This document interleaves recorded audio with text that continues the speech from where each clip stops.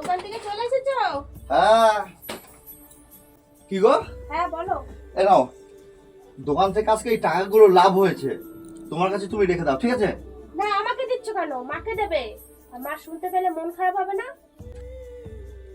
আর এই মেয়ের সামনে এরকম করছো, শিখবে না? তোমারও তো সময় আসবে।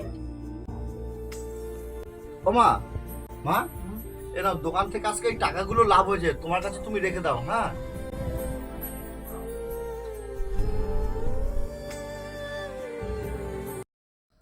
মা, তোমাকে কতদিন বলেছিলাম তুমি আমার জামা কাপড় হাত দেবা না, ঠিক মতো ধুতে পারবে না, জামার দাম কত তুমি জানো?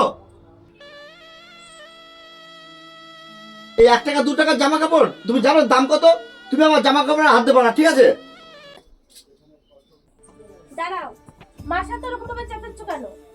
মার কতটা কষ্ট হচ্ছে জানো না? বৌমার সামনে এরকম চেঁচাচ্ছ। মনে নেই তোমারও তো এরকম দিন আসবে।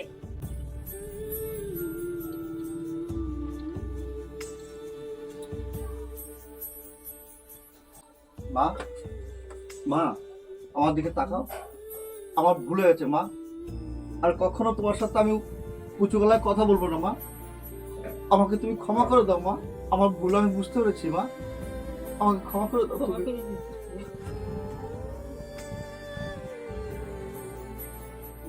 কি গো? হ্যাঁ, চল ভাত দাও, খিদে পেয়েছে, চলো চলো চলো চলো, আসো। মাকে বলেছো?